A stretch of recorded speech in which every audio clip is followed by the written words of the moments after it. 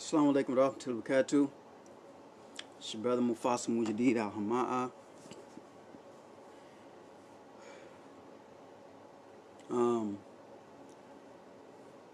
This will be brief, inshallah.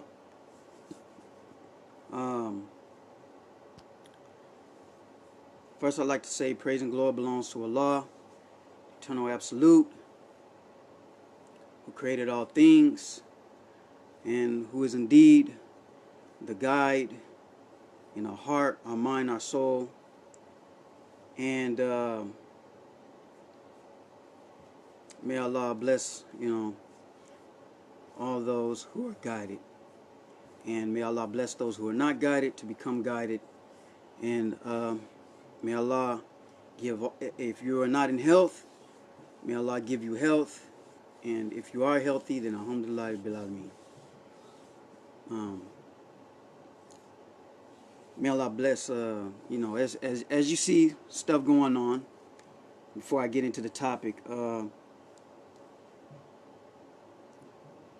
as we know, every day in America and other parts of the world, but chiefly we're dealing with here today, the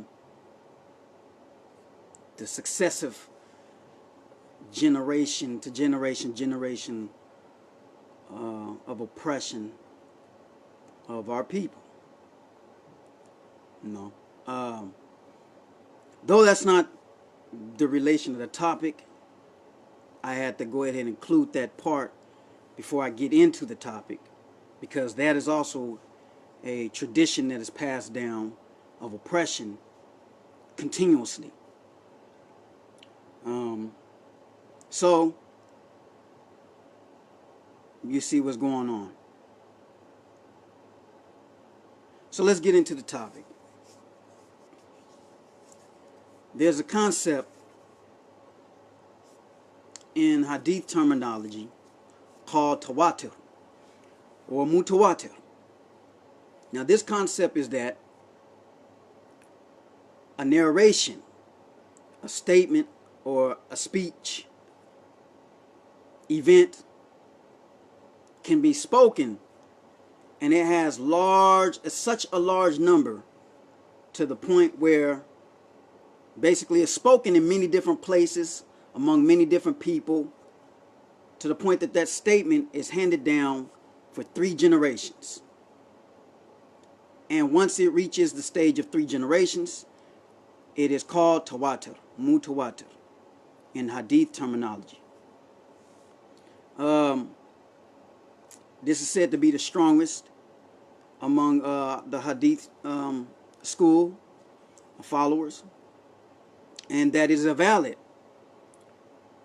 But in truth, the only type of mutawattir category they put in there is the Quran, or I should say that is actually 100% proven to be mutawattir, and that is the Quran, because it is protected by Allah and it is successfully handed down. That's the understanding or concept, right? So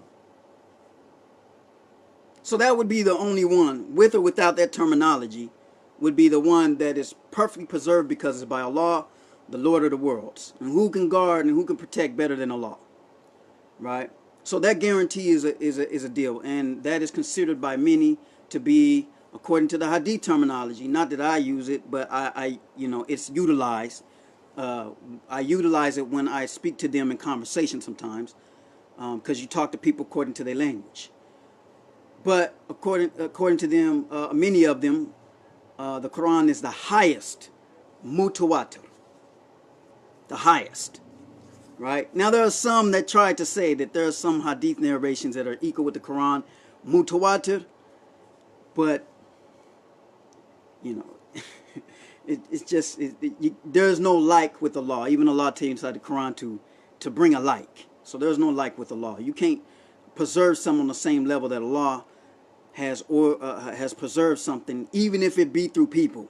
If Allah says that specific thing is preserved, that specific thing will be preserved, then that is the thing that will be preserved.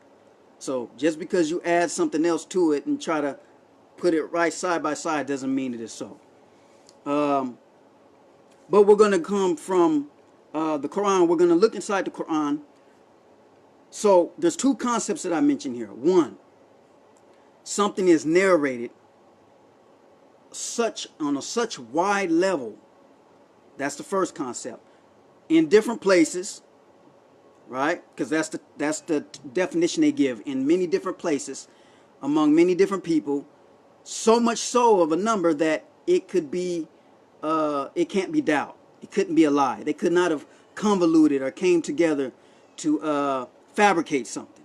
Okay, so that's how the concept is given. Now, we want to see inside the Quran if so. That that is the first part. The second part is that it's been handed down in generations. Okay, and so that combination right there makes it the highest authenticity.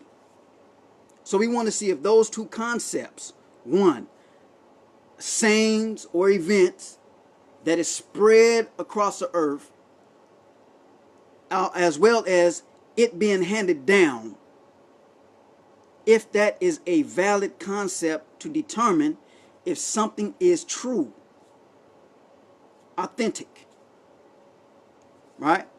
That is what we want to look at.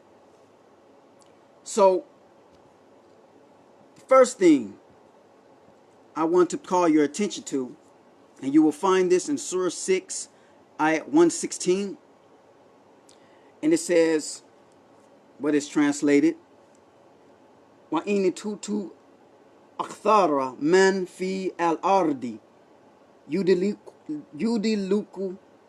عَنْ سَبِيلِ اللَّهِ إِنْ يَتَّبِعُونَ إِلَّا الظَّنَّ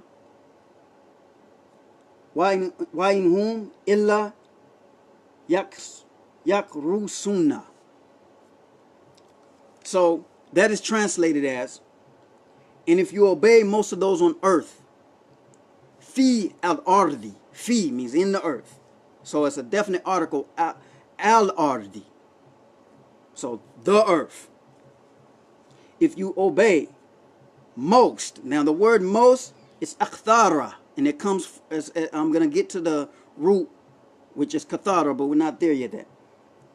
Most of those on earth, they will lead you away from the path, sabilillah, path of Allah.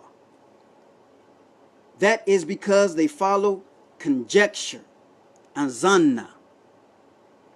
And it is because they only guess. Yakrosuna. Okay? So we're going to be looking at 3 words. I'm going to be looking at 3 words. I'll tell you real quick. And so what we see right here is that if you obey most of those on earth, they will lead you away from the path of Allah. That is because they follow conjecture and because they only guess. Okay? So, when we look at that, hold on a second. When we look at that, let's see. So we're going to be looking at first the word most, akthara. And the root word of akthara is kathara. Kathara. And this is what it means when it says most in that ayat. To surpass in number of quantity. To surpass in number of quantity. Increase. Multiply. Happen often. Copious. Richness. To be much. Many. Numerous. A man whose ancestors are many, or whose good deeds are many. A man possessing much good. River in paradise, like Kathara. A river from which other rivers flow, and a talkative person.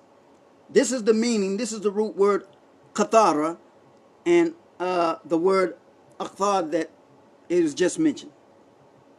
So notice here, this word has no limit in number.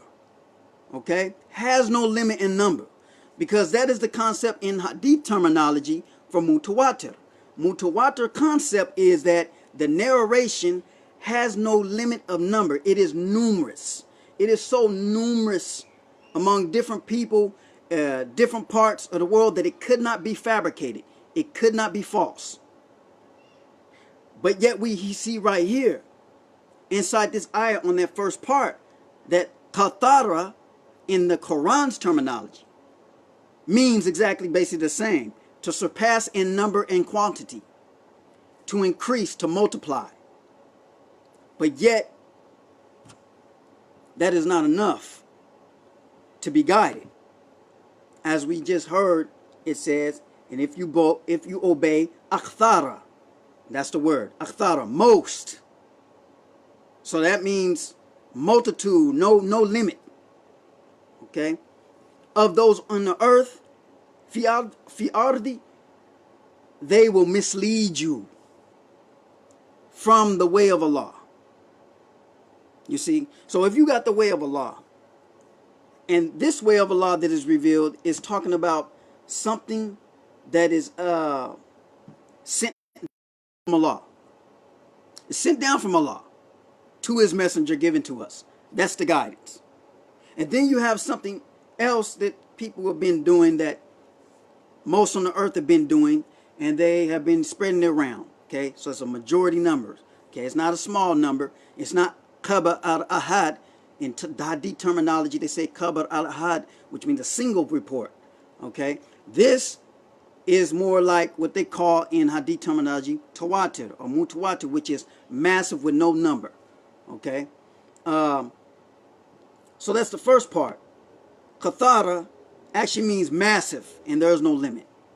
Yet we see that is not enough to guide somebody in concept. That's not enough. Just because you have something that is massive in number, that there's no number, and most of the people do it, or most of the people narrate it, or most of the people say it, it does not mean that it is something that is true.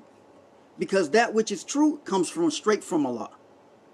You see, comes straight from Allah. So I'm basically just refuting the concept that when something is narrated in different parts of the earth, that automatically means that it is an authentic. It is an authentic way of being able to determine something is true. But Allah has completely refuted that concept inside the Quran with that ayat. You see, so the word is again kathara. Now I'm going to be looking at the other word that it said, and they follow. It says, if you was to obey most of those on the earth, they will mislead you from the way of Allah. You see, so if you have something that's narrated much, it doesn't mean you're on the way of Allah.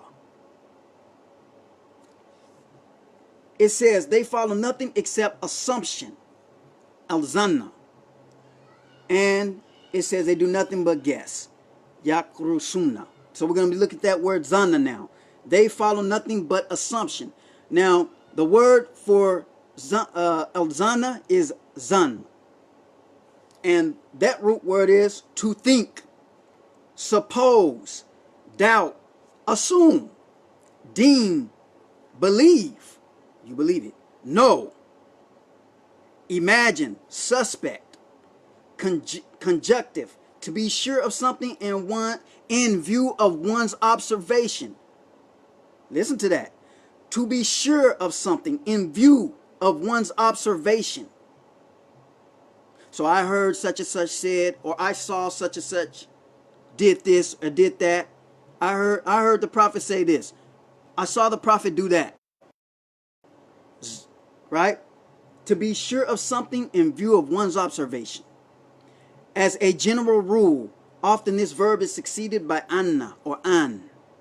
That means to be sure about. See? So when it said they were guessing in the ayat, it's not, it has an understanding or connotation of, yeah, but it's a little bit more than that too. Right? It's also something that the person's sure about.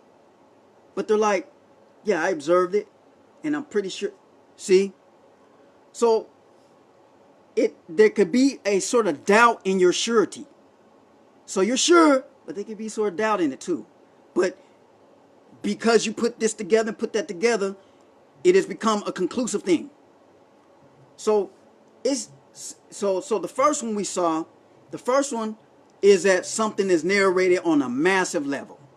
Now we're coming to a word where somebody has observed something, right? And they're pretty sure, based upon what they have observed, right? Conjunctive, okay, it says to think, suppose, assume, deem, believe. To know, imagine, or suspect. To be sure of something in one's in view of one's observation, right? So that was zoom, and then I'll bring it all together, so you'll understand what I'm saying.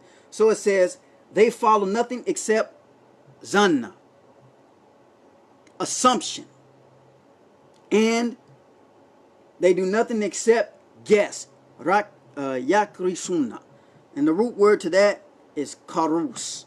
What does karus mean? Karus, karasad, is the root, and it means this: to compute a quantity by way of conjecture, opinion, or form an opinion of a thing which one is not certain, to speak by opinion or conjecture, and thus lie and speak falsely and say what is untrue, forge a lie, or saying to be, and then the other one says to be hungry or cold. Okay, so you're computing by quantity by way of conjecture. So both concepts are put here. Zan, that which before it, which was a massive quantity, unrestricted, right? Observation, I heard, he said, or, I heard, right? And in this one, it says the other thing too. It says to compute a quantity by way of conjecture. So you're computing now a quantity. So one is unrestricted. The other one is a computation, right? So you have those two concepts thrown in there. Why? Because the only thing you're supposed to obey is the wahi, the revelation of Allah. When it comes to matters in deen, you see, you're supposed to only go by what Allah revealed through his prophet in the book. You see, true surety only comes from Allah. Only Allah can protect a thing, even if you say it's through some people. If Allah defines this, remembers this dhikr or this book or this Quran, it will be preserved, then that is the thing that will be preserved. You see, the other stuff you're trying to attach to it, Allah has not guaranteed that. So your computation through observation, your it being a massive number, whether you computed it, a number like, let's say 5 khabar al-ahad, single narrated hadith, or whether it be mutawattir, meaning a narration that has no limit of numbers to it, and it reached a level so much that they say is certainty. That's what they say. The hadith, because it's narrated on so many numbers of people in so many different places, they could not have come together to have a lie. And then it's passed down 3 generations like that. It's called mutawattir. See? But according to what Allah says in his book, a massive number of narrations around the earth is not enough to determine something is true. The only thing that you're computing, if you're saying something is solitary, like somebody's computing something, that's not enough to determine if something's true. And we're talking about the matters of deen. The only thing that can determine it's true is what Allah subhanahu wa ta'ala has revealed directly to his messenger, and his messenger gave to the people, which is the message, and that message is in the Quran. That message is the Kitab, book of Allah. That's the only sure guidance. So that was the first part. The first part of Mutawattir is that something is massively narrated, right? And because of it's so massively narrated, then that means that, in different places that people could not have convoluted, people could not have come together, or what we call conspiracy, to come up with a lie. But clearly Allah in his book has rejected that concept. You see, people can have a multitude, unlimited narrations. You see, and it in different areas, in different peoples, and it be a lie because it's not guidance from Allah. directly. You see? And then also the other one, just because you observed something, and just because you heard somebody say something, or you saw even sometimes somebody say something. When we're talking about in matters of guidance from Allah, when we're talking about matters of, dealing with Allah's rules, Allah's laws, and stuff like that, right? That doesn't mean that that is true. You see, what you have computed, like this narration says this narration says that, right? Just because you computing that doesn't mean that that is a sure method to determine guidance. Because who can guide like Allah? None. None can guide like Allah. So the second part of Mutawattir, excuse me, my foot got sleepy. The second part to Mutawattir, or Mutawattir, is interchangeable, is the concept of passing it down. So the first part was something that is massively spread, so much to the point of numbers that you can't doubt it. Okay? And the second part is that it is passed down. Because it is passed down, and in this case, they did number it to 3 generations, because they based that on another hadith that says that there's 3 best generations. Okay? So the concept, the second part, is it being actually passed down. Now, it being passed down, is that enough to determine as a method that there's guidance? Let's see. So when we go to Surah 2, Ayah 170, connecting with basically the same concept, Allah brings in his revelation compared to this. He says, and when it is said to them, follow ittabu, right? Follow what has been revealed, anzalna, what has been sent down from Allah, they said, nay. Not to bahu, we follow. They said we follow what we found. What we found our forefathers following.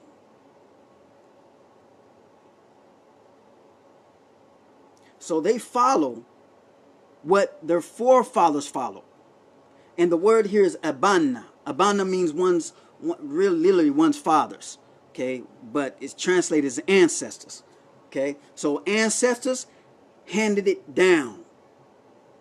So what's important is this, but let me finish, is it says, Allah says,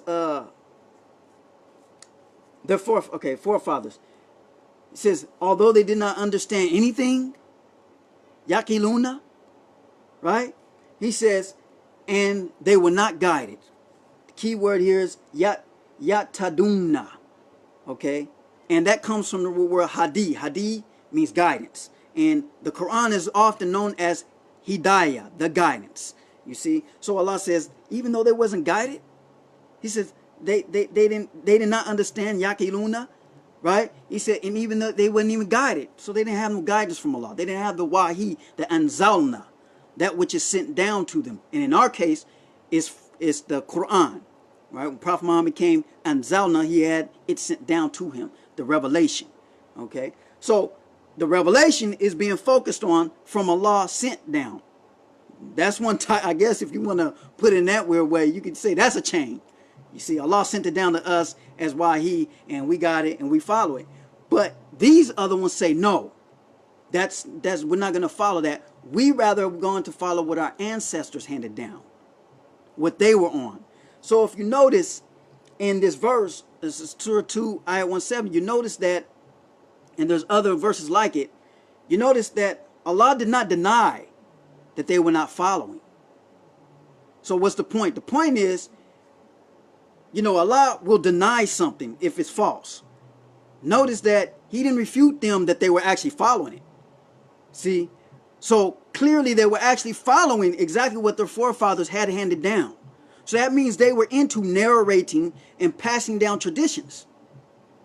They knew how to do that. So we saw one. One is, in the other ayat, it was talking about that something is massively narrated all over, right? And in this one, it's mentioning they're following something that their fathers passed down. They're on a path of their ancestors. And then we see Allah, he does not deny that they're on the path of their ancestors, but he's saying, what? Then Allah confirms something. He said, what? Even if they didn't, yaqiluna, they didn't understand it, they didn't have no guidance? See? So Allah never denied that, oh, you're not following the path of your ancestors.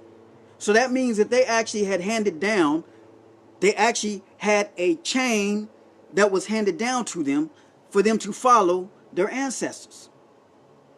Yet that was not enough to deem them being guided. That was not enough for them to deem them to have true understanding. Because the true understanding and the true guidance is only from Allah. It's only from Allah's revelation. It's only from what Allah anzalna. And that's what he said. He said about anzalna, he said, when they are told, excuse me for a second. This is what he said. When it is said to them, follow, ittaba'u. Excuse me. Ata bi'a. Okay. Ata bi'a'u. Ba'a'uwa. Excuse me. Mispronounced that. Okay. So when it is said to them, follow what is being revealed is anzalna, what is sent down, they say no. They said nay. Bal. We follow not to bow. He says we follow what we found our forefathers, our ancestors on. That's what we're going to follow. So they had it handed down to them.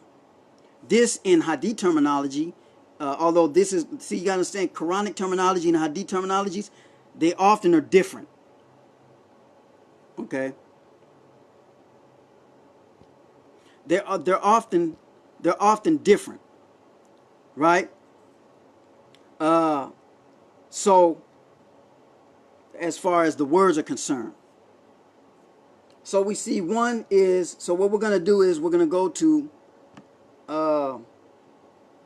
we found our followers following. Okay. Hold on for a second. And we follow what we found our forefathers. So let's see it. Abu. So Abu, forefathers, those who came before. It said father, grandfather, ancestor, fathership, paternity, excuse me, nourish, feed, to bring up. Bring up. So they followed their ancestors. Okay? In order for you to follow your ancestors, what your ancestors had to have been passed down to you. So in hadith terminology, they would call that an isnad, a chain. Isnad. What's handed down. Okay? So we have here the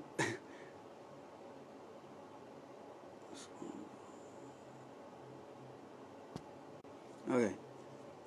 Sorry for the interruption. So we have here the concept. We have here the concept. Camera keep pausing.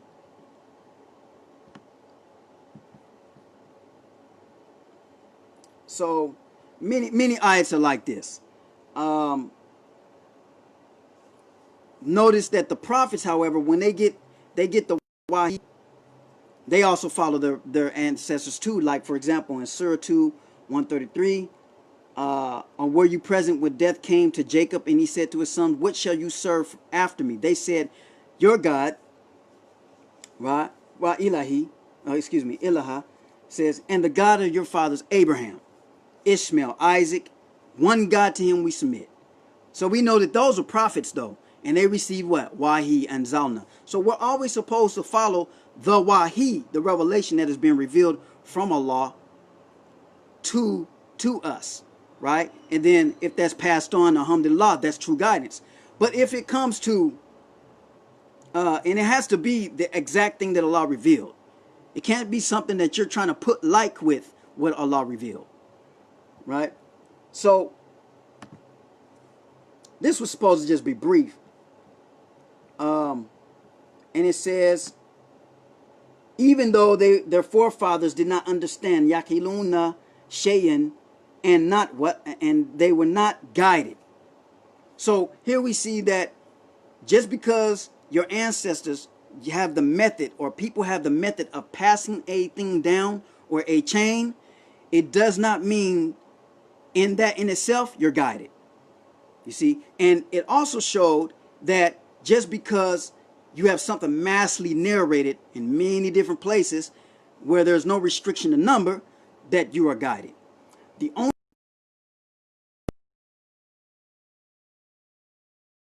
true guidance is that which Allah has sent. So I just want to briefly just put that there. I have a lot more, but I just want to really be brief on the concept, because we're often told that Mutawattir hadith, or the companions, and they say the companions said this, right? But the companions narrated so many numbers of hadiths that on a certain type of hadiths, which are called mutawattir, to the level of it cannot be doubted. So to literally say it how they say it is like this: is that a narration or many narrations has to be, if it's narrated, it has to be in different places among different people, right? So that so much so abundant that they could not have convoluted and lied. And then the other part of that is that they pass it down 3 generations. If they pass it down 3 generations, then that is classified as mutawatir or tawatir hadith. And so therefore, you can't doubt that. Can't doubt that at all. That's what they say. They say the tawatir hadiths are the type of hadiths that you cannot doubt. And one who doubts them is a kafir. So they've actually based the concept on massive narrations, unlimited number, different places, handed down 3 generations, that those type of narrations in themselves, that's authentic enough to be on sure guidance. And yet we see inside the book of Allah, Allah does not accept that that's sure guidance. The only sure guidance is exactly what Allah sent down, what Allah sent to his messenger, which is the Quran. That is the sure guidance. Because now let's go back and focus on what they're called to. They were specifically called to this. He says, now this is talking to the mushrikeen, this is talking to the pagans, the kuffar in the time of the Prophet Muhammad. And he says, and when it is said to them, follow what has been revealed. What was revealed? The Quran. We all know this. Follow what, there's other verses of the Quran that says, and when you recite the verses of Allah to them, the disbelievers hate you. They nearly attack you with violence. You see, they nearly attack you with violence. Say to them, perish in your rage. See, so also another ayah of the Quran says what? It says, call to the way of thy Lord with beautiful teaching and debate with them in the best manner, right? It also tells you to go out and strive against them with this, with the Quran. So we know what was handed down was the Quran. So when it says, and when it is said to them, follow, right? What has been revealed, anzalna.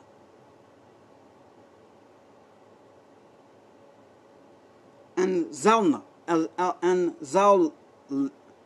See, I always get tongue-tied. I'm not a native Arab, but anzalna. I always say that. But I like the one alzalnahu, right? He said it. But anzalna.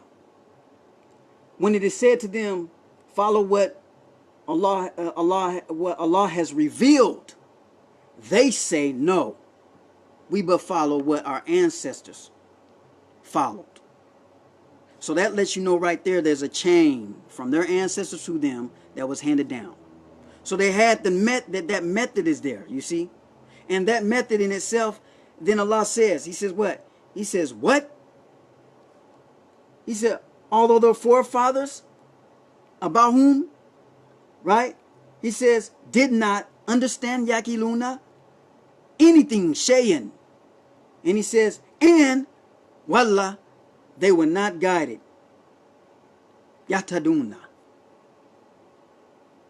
So the guidance is from Allah, and the understanding you get is from Allah, and He's calling them to that which is revealed, which is Al-Quran, and they reject it, and they say, no, basically I'm going to translate like this to you.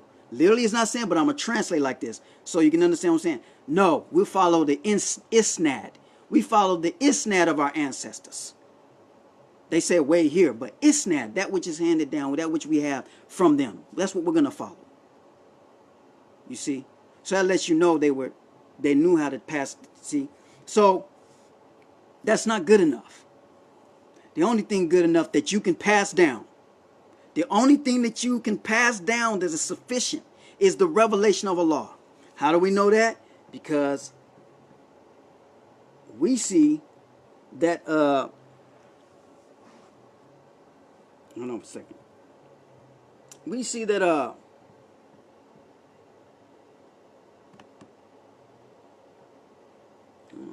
well, I just had the ayah too. I just had the ayah. And I quoted it to you already. But let's see. Let's see. Okay, we follow. Hold on for a second. But basically, we're only to follow the revelation that is passed down. Right? And so, here we go. Here we go. How do we know that? Because even Allah gives us an example. An kuntu shahada'a.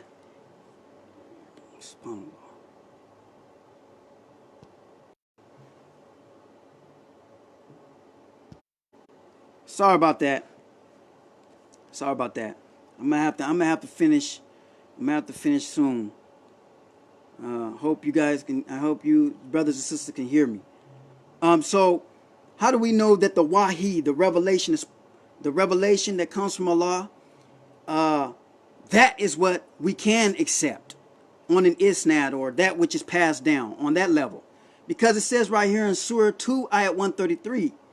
It says, "Or were you present when death came to Jacob, and he said to his sons, 'What shall you serve after me?' They said," he's saying after me. So this is about following your forefathers, right? They said, "Your God and the God of your fathers, Abraham and Ishmael and Isaac, one God, and to him we submit."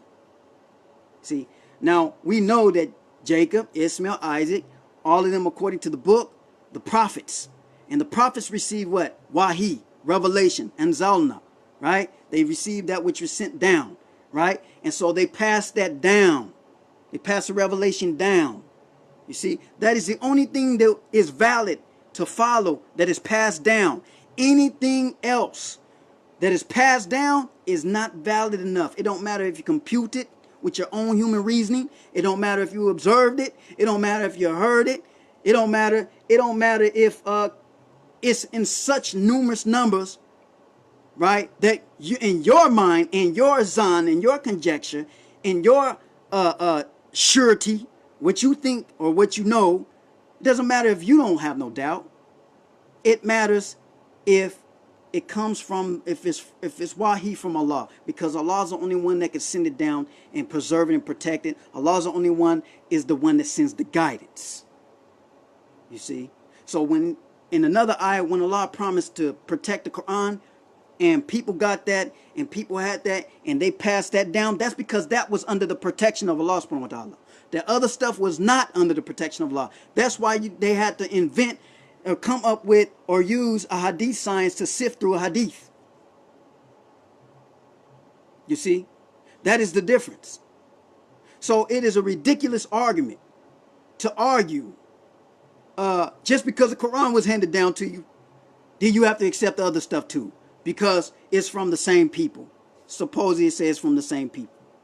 Okay? Well, that's not logical. That's like right now, if you trust me, right, then I have to end this. If you trust me and I come with a fresh, crisp apple, you see there's no bite marks, there's no scratches, it's nice, shiny, or whatever, and I offer it to you, you take it. Now, you trust me, you're taking it from me, right?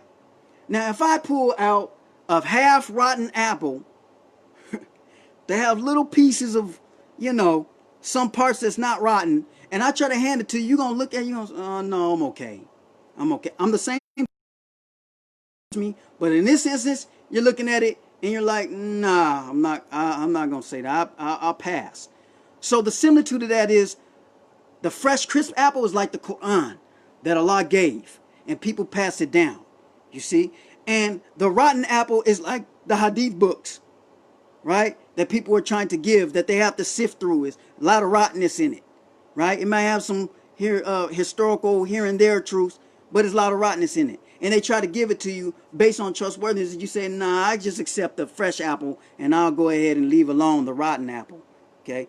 That don't mean just because you accept it, that don't mean just because you rejected the rotten apple or the hadith books that has maybe some parts that, may have been true in history or whatever or not, doesn't mean, just because you reject it, doesn't mean you rejected the fresh, crisp apple, which is the Quran.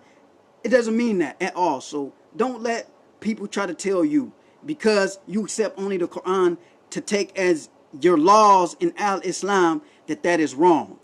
You understand? And that if you accept only the Quran for religious laws, that you have to accept hadith. No, you do not. All hadiths are, for the main part, it is basically, a lot of it is a lot of made up fabrications, okay? And it might have some few historical truths, but history is different from Wahi. All the history you need, I'm talking about the divine history that you need, right? The divine history that you need is inside the Quran. The Quran was revealed over stages, over time, step by step. You see what I'm saying? Ayat. One ayat later would give you more information on the earlier ayat. You see? So that's a tafsir. So explanation is in there. Your laws are in there. Everything you need is in there. Historical narrations of of battles, and the people who go follow hadith, they try to twist that true. There will be certain details of the history that Prophet Muhammad, like his battles and stuff, mentioned in the Quran, that Allah wanted preserved for us to follow, for us to take as a lesson, right? They will say, well, what about this detail? What about that detail? They're searching for details that Allah himself did not deem you have to have in order to learn the lesson that the ayat is trying to tell you. You see? So, but they search for so much other details, just like when the children of Israel were told, sacrifice the cow. And they tried to search for detail. Well, is it to be what color? They was not satisfied with what Allah revealed. They thought that something was like, it's not fully detailed. See, should it be an older cow, or should it be older or littler? Should it be, what color should it be? What they seeking for details that Allah himself, the all-knowing, decided not to give them. And then they will call you a kafir or one deviant if you don't accept it. This is just ridiculous. And this argument about, and I'm going to do a video about this argument about the Quran alone position, as far following the Quran as your religious laws, following the Quran alone as per your religious laws, that is a new modern 21st century concept, that is a lie. There's always been those who follow the Quran by itself, although they became in minority. Note, it still was a concept. It's more than 1,100 years old. So I will be doing a video on that to refute them. I'll even use some of their scholars that warned against people that follow the Quran by itself, and that was in like what, the 8th century. Even, I believe one is in the 6th century. So, and then they call you Quranists. No one here is a Quranist. Some people follow the Quran alone by itself, have taken that on because people started calling him that.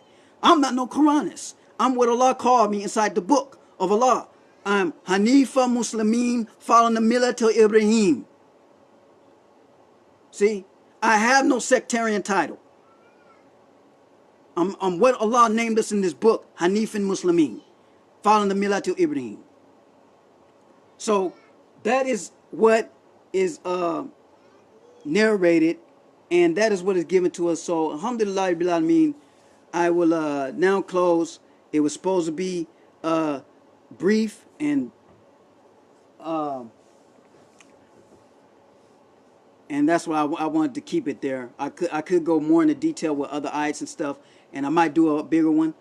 Uh, but may Allah subhanahu wa ta'ala bless all of your families and keep you in health. And if you're not, may Allah make you healthy.